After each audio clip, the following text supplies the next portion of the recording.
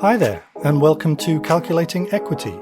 My name's Ed Hall, and I'm the host of Over the Board, the backgammon podcast. This video follows Introduction to Equity, and is aimed at players who already have a sound understanding of that concept.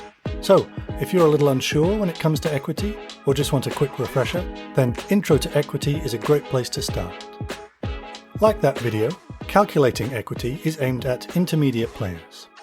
While we'll be touching on what I think of as some more advanced concepts, the focus will be on broad conceptual understanding rather than mastery.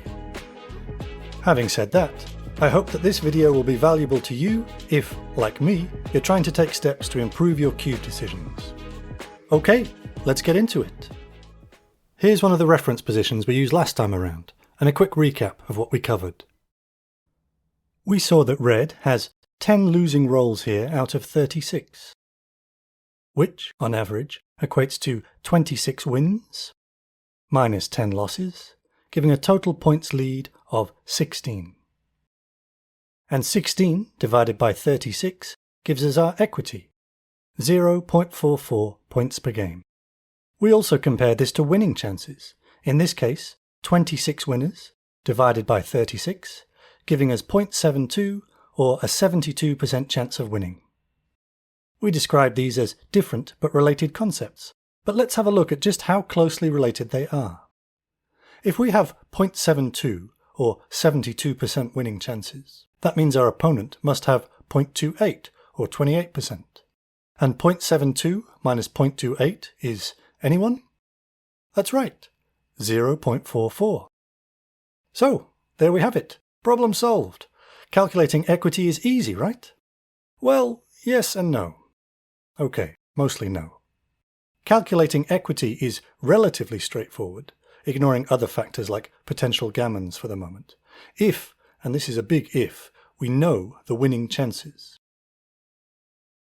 In last roll positions, those where the outcome will be decided on one of the next rolls by either player, calculating winning chances requires only one simple equation. But what about in a position like this? Well, there are strategies you can apply to estimate winning chances in any position. We won't go too deep into that here, but I'll leave a link to an article by Peter Bell in the description for this video as one example. But the truth is, computers are far better equipped to calculate equity than the mere human brain. Backgammon playing computer programs have had an extraordinary impact on the game we know today. However, as yet, we still rely on human insight to make use of this impact, to explain why decision A is better than decision B. And I, for one, am grateful for all the players, authors and teachers whose shoulders I am standing on as I make these videos. But consider that for a moment. The only output the bots give us is equity. And I say only here not to diminish that achievement, rather to emphasize my point. Everything computer analysis has given us is a result of the ability to quickly and accurately calculate equity. But of course, accuracy is not guaranteed. Backgammon is a complex game. It's estimated there are more than 18 quintillion possible positions in a game of backgammon. That's 18 followed by, count them, 18 zeros. So, the best tools we have right now don't always agree on equity calculations. In fact, I think it might be fair to say they rarely do. But when they do very often agree, again, not always, is on the best move in a given position.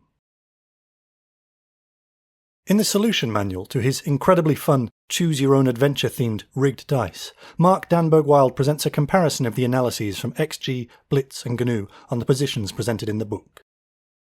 Here's the very first of those positions, an opening roll of 4-1. All three engines agree that in this scenario, a money game, split and down is the way to go. There's a not insubstantial spread on the equity calculations though. XG considers we're at negative 0.014 after the correct move, while GNU says 0.007. Blitz, on the other hand, has us slightly ahead at this point, with equity of 0.027. Mark compares this with an opening move of 13-8, a common error a beginner might make, and while the equity calculations are again fairly spread, where the three bots are closer to consensus is on the equity lost as a result of this error, a common trend according to Mark. So, computer software can help us calculate equity, but it is fair to say that the best options we have calculate differently, achieving different results, and also that there are other factors to consider when doing calculations. What other factors, I hear you say? Well, let's look at these in the context of another position. This is from a game I played a while back, the first game in a match to 5. I'm red, bearing off to the left, and I have a decision to make. Do I take or do I drop? What do you think? Well, I dropped, and it turned out to be a blunder. I estimated that my winning chances were closer to 20% than 25%, and as it happened, I was right. My opponent's winning chances were 78.2%, so 21.8% for me. While not as simple as our earlier last roll position, it's still a relatively straightforward one, and therefore one where the bots are likely to agree. There's no contact, and there's no possibility of a gammon, so we can take that out of the equation. I haven't forgotten about gammons entirely though, we'll come back to those.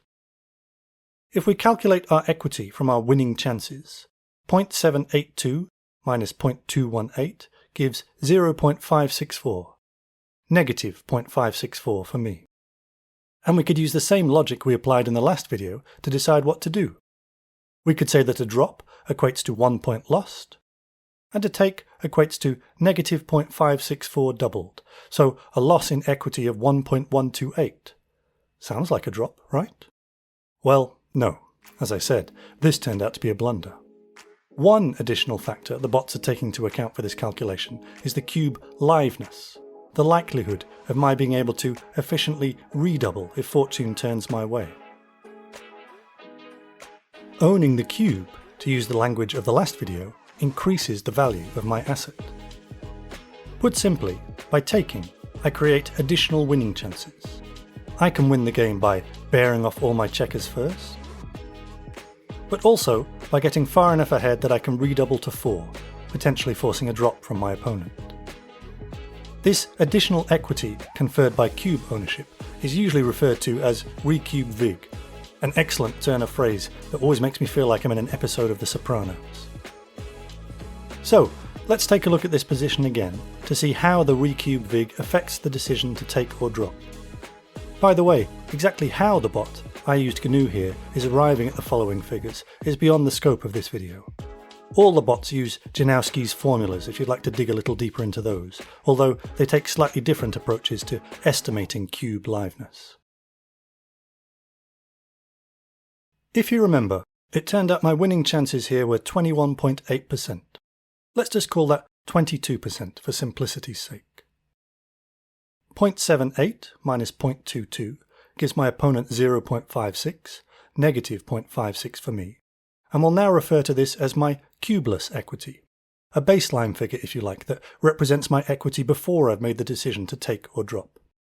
Ignoring the vig, my equity once I accept the double would be negative 1.12, a greater loss in equity than the point I would lose by dropping.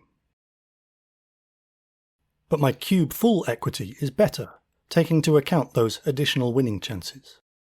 In this scenario, the first game in a match to 5, so both players being 5 away from winning, my cubeful equity once I take would be approximately negative 0.92, the vig here being worth an additional 5% in winning chances.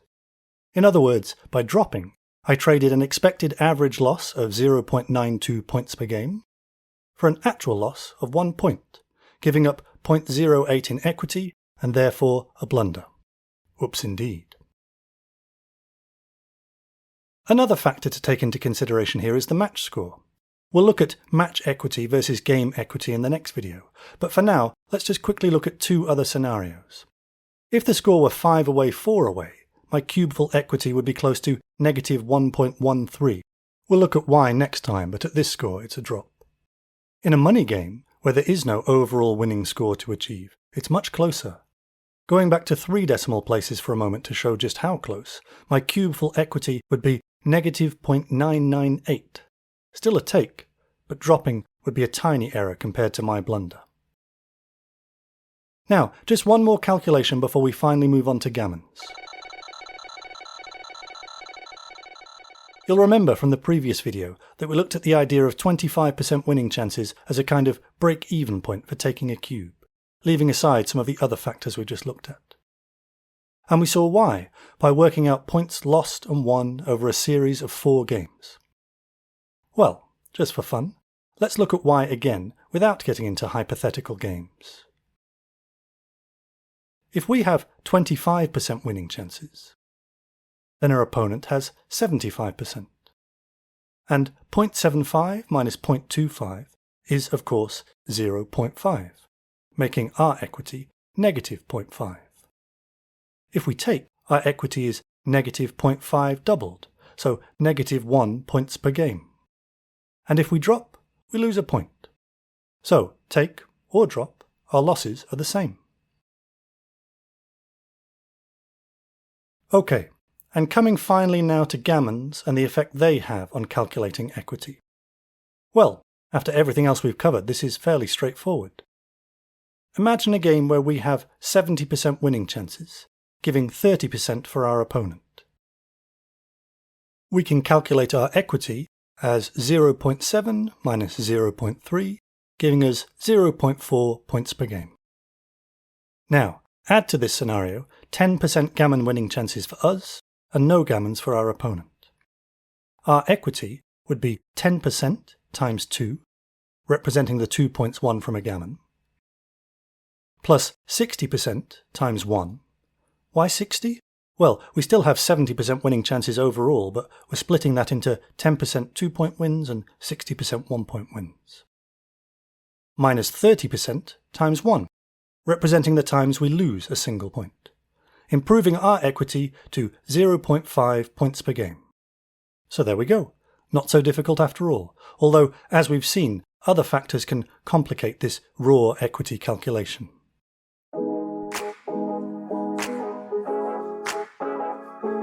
Well, that about does it for this video on calculating equity, although a more apt title might have been Understanding Equity Calculations.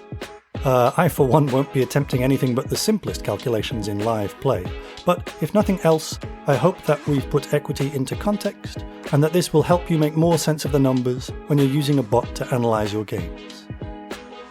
If you've enjoyed this presentation, you may also enjoy my podcast, Over the Board.